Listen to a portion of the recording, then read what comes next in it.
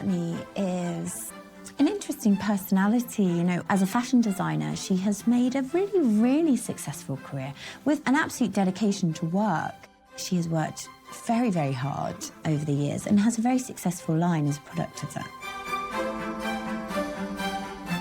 In the 90s, for many people, Stella McCartney was this kind of young upstart, and now obviously 21 years on, she's become part of the establishment. But really what it's about is connecting with youth, connecting with that kind of new generation of consumers. She very much positions herself at the centre of the brand, and she is very associated with being British, with her father and his success. She is a working mother. She is a businesswoman. She is kind of a modern feminist who also has all of these ethical principles.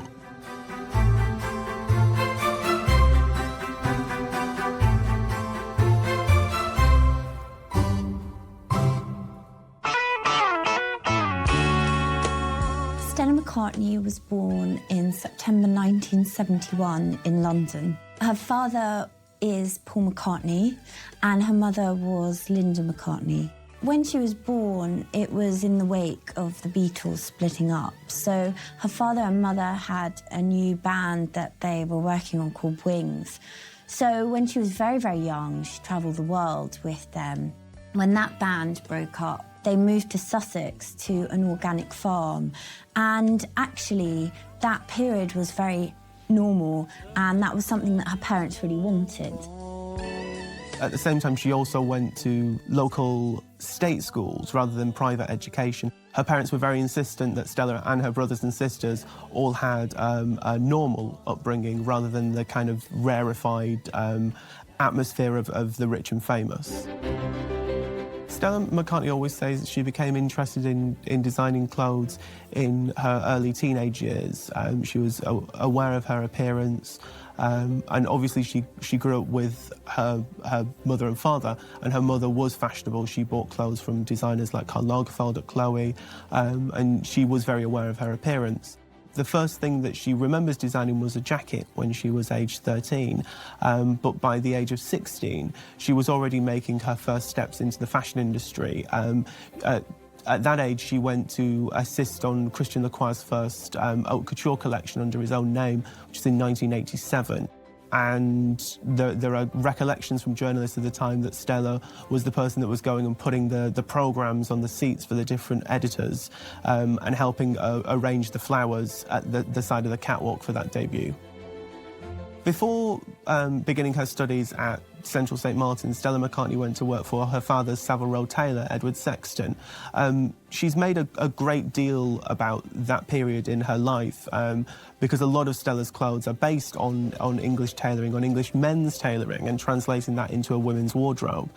She actually called Sexton in to help work on her debut collection under her own name in the late 90s.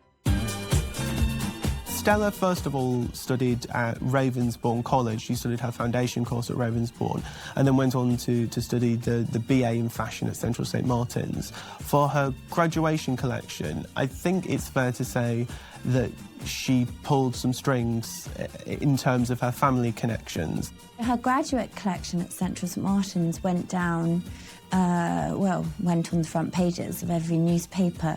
She rang her friends to model, and instead of them being sort of slightly attractive friends that you'd go to a bar with or knew through another friend, it was Kate Moss, Yasmin Le Bon, Naomi Campbell. So this was really unheard of for a graduate degree show.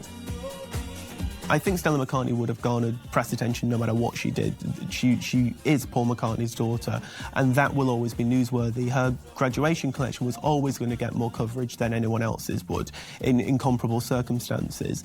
What Stella did very cleverly was realise that, acknowledge that, and use it to her best advantage, rather than letting the exposure that came with her name affect her. Really, what she decided to do was to use it in order to showcase her work. That garnered quite specific reactions from her classmates who saw Stella as somebody who was privileged and someone who was certainly using kind of her family relations to get on in the industry. But it did seem to work because Stella's graduate collection was picked up by the boutique Tokyo in London, and also major stockists like Browns, Joseph, Bergdorf Goodman and Neiman Marcus in the US. So really that graduate collection launched her on a fashion career. Really, when Stella started, her first collection, the graduation collection and the first collection she presented in London, which she did very, very low-key. She presented them at a friend's flat. But really what they revolved around was kind of Savile Row tailoring, really classically tailored men's suits, but remade for women with new proportions, and also slip dresses, which were inspired by vintage underwear. Her mother had been a collector of vintage and antique slip dresses, so that was something that she explored in her very early collections. Stella McCartney surprised the fashion world when she was appointed creative director at Chloe in Paris, a position once held by Karl Lagerfeld. She had opened a small boutique in London just after her graduation, and the first couple of years she got lots and lots of buzz around her, lots of famous people wearing her clothes. And so the story goes that the head of Chloe had come to check her out, and she'd been in the store, and he'd been so impressed with the way in which she spoke about not only her designs but the way in which to market them and how to get kind of conversation around them, that he appointed her as the head. I think it's difficult for us to envisage now because Chloe is, incredibly successful. Chloe is very prominent, but at that point in time it had gone off the boil. People weren't buying Chloe clothes, people weren't shooting them, people weren't so interested in the house. And really what the appointment of Stella McCartney was to generate more interest in Chloe, to generate press for Chloe, as well as the knock-on effect of stimulating the sales.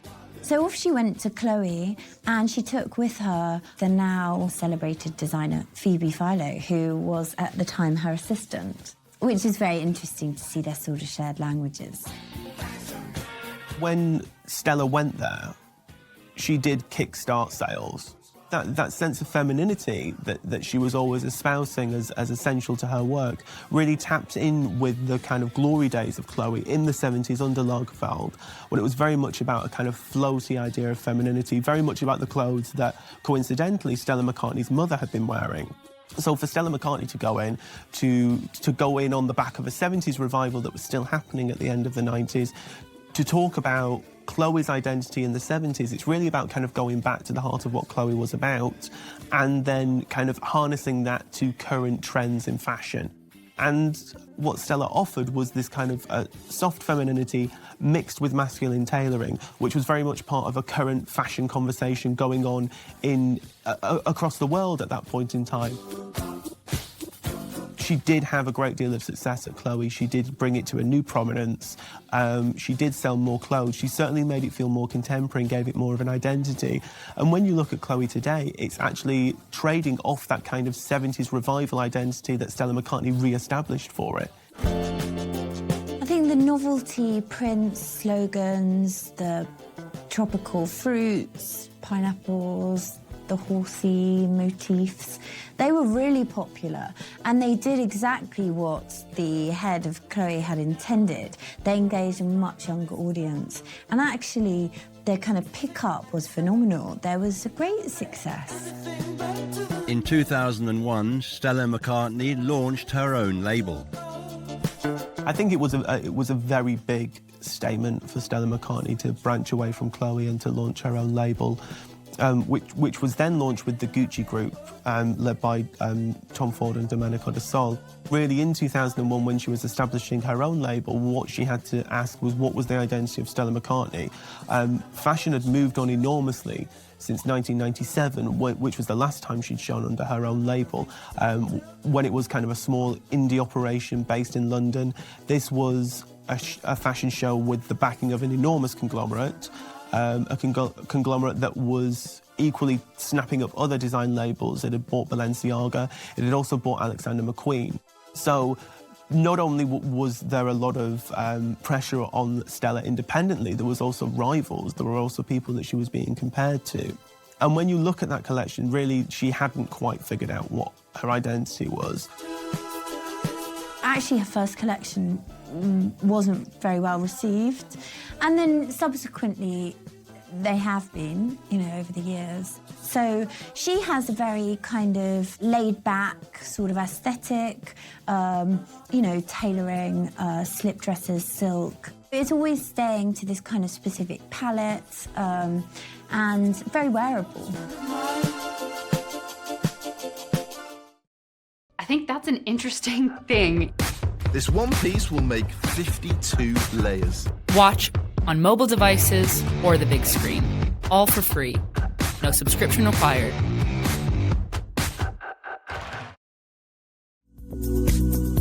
I've actually grown to really admire the ethics of Stella McCartney's work because it's something that she's steadfastly stuck to, and it's incredibly difficult to stick to that. She's not only said no to fur or no to exotic skins, which are quite standard, she said no to leather completely. She said no to any animal products, and she describes her products as vegan. She's always very dedicated to animal rights, so everything is very conscious of that. So all the bags are not made of leather, neither are the shoes.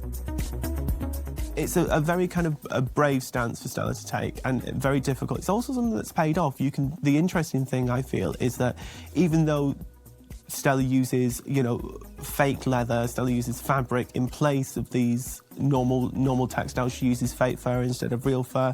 She tries to find innovative solutions to demands for certain types of luxury products. She's actually been able to build a business out of that. She's built an incredibly healthy accessories business based entirely on animal-free product. And it's something that's incredibly impressive. Sometimes she does use fake fur that looks like fur. For instance, in her collections at Chloe, she used a lot of kind of naturally textured fake fur. She's done that in her own collections as well. Fur-free fur is what it says on the label. It has no natural pelt in the fur. It looks like fur, it's not actually fur. But she wanted to be very clear that it was not real fur. So the fur-free label kind of sits somewhere explicit on the cuff or, other places. With Stella McCartney, there's always been an interest in contemporary art in what she does. She's collaborated with a number of different artists to put their graphics onto her clothes. There's been Jeff Koons, there was Peter Blake. When she collaborated in 2002 with Gary Hume, the profits went to Afghan women's rights charity. For her marriage to Alistair Willis, she chose to wear her mother's wedding dress, which she had worn to marry her father in the late 60s, and she updated it for the occasion. It was in Scotland that they were wed, and they're still happily married, and they have 4 children. The Stella perfume, to look at the bottle, actually in your mind it does evoke the brand, so I think it is a good branding exercise. The perfume is very light and it sells very, very well. It's very successful. So her profile is ever increasing, and she, as a quite young designer with her own label, was designing for Annie Lennox's tour, Madonna's tour. She designed costumes for Sky Captain and the World of Tomorrow. And with a lot of designers, you would debate if that is about raising their profile. I think with Stella McCartney, there's this idea that she doesn't really need to raise her profile. Stella McCartney is almost in a unique position in that she already has a great deal of fame, that her name outside of her work as a fashion designer is already recognised. So really what she can do is devote herself to projects like that if she wants to do them. Adidas and Stella McCartney's collaboration is a real success. She's the first designer to have embarked in this kind of sportswear collaboration. What she was saying is that women want to exercise, but they also want to look stylish, and that's what she was going to provide, and that was what was missing in the market. Really, it's about blurring this line between sports performance wear and fashion. What that did do, I think, is bring Stella McCartney's name to an even wider public, but in that wider public were now able to buy into her clothes, buy into her ethos. It was something that got pushed further in 2005 when Stella McCartney was chosen as the second designer after Karl Lagerfeld to create a range for H&M.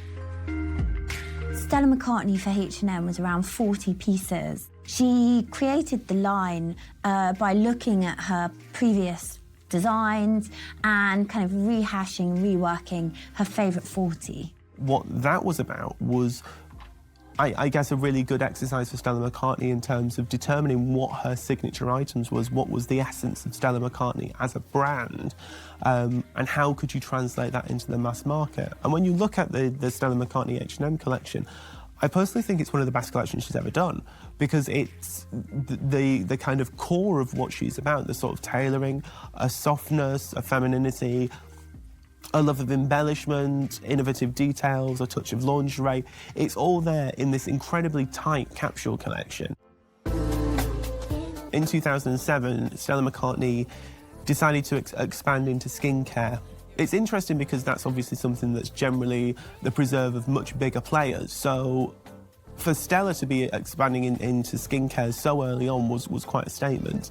The idea of her skincare range, which she called Care, was for everything to be organic, for no endangered plants to be used, for everything to be incredibly holistic, incredibly nature-focused. Ultimately, what that did result in the skincare range was that it was very expensive, and as a result, it was relatively short-lived.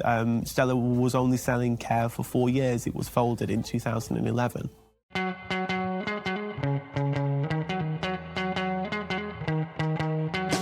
I think with the kind of identity that Stella established so early for herself based in vintage underwear, it was quite natural for her to expand into lingerie, and this has been one of the most sort of successful facets of her business. And again, I think it kind of links with what she does at Adidas, which is that it's about a woman knowing what other women want to wear, a woman knowing how other women want lingerie to feel on her body. Stella McCartney's mother, Linda, died of breast cancer, and Stella McCartney's created a mastectomy bra. There's really this kind of engagement with women. I would say alongside the kind of ethical stance, which is something that's incredibly personal to Stella, the idea of a modern kind of working mother's life is really something that she wants to build into her clothes. So really it's about, I guess, expanding into these ideas of lifestyle, this, pushing yourself into different categories. And that's followed by the fact that later on this year in 2016, she's going to be launching menswear. And that's an enormous expansion for someone that's been focused on women's wear for the entirety of her 21-year career. Further to that lifestyle proposition, Stella McCartney launched kids wear, and that's been an incredibly successful element of the business. Stella McCartney was appointed by Adidas as Team GB's creative director for the 2012 and 2016 Olympics. The interesting thing with what Stella's done for the Olympics is she's the only designer who's designed them to be worn throughout the range of activities.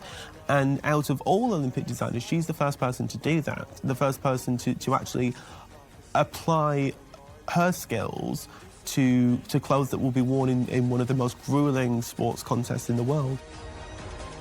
Stella McCartney was awarded an honorary fellowship from the University of the Arts, London, but she also established a scholarship at Central St Martin's. A scholarship that supports designers that will work within the parameters of kind of ethical fashion is really, really fantastic. You speak to young designers today, and there is a growing interest in sustainability and looking at environmental issues and incorporating it into their work, ethical trading and production. So I think for her to be supporting that financially is really fantastic. In 2013, Stella McCartney was awarded an OBE for services to fashion. I think the OBE for services to industry definitely deserved, in the sense that she's had a really, really successful career. In 2014, she revisited the collaboration with Gary Hume and reworked it. The whole collection was interestingly about her stepsister's acceptance of teenage years. And so she reworked the Gary Humes into that, and it was well received. So in the Green Carpet collection, which is Olivia Firth initiative, Stella McCartney used all the scraps and waste fabric that she had and created these really amazing gowns. I think, you know, lending her name to initiatives such as that is really fantastic. She hosted a really gorgeous party where the models wore the clothes and they were, you know, you invited a life drawer and, you know, lots of press coverage was got. And these scraps are burnt, usually, so it's really fantastic to see someone of her kind of stature engaging in that.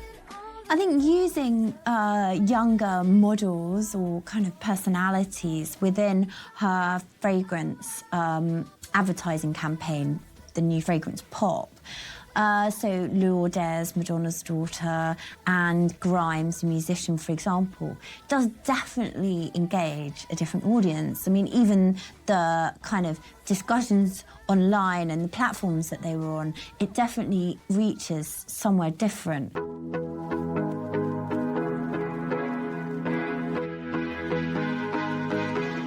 The really interesting thing looking at Stella McCartney's label is it's very much a representation of herself. It's about her, perhaps more than any other designer, it's about her interests, it's about her motivations.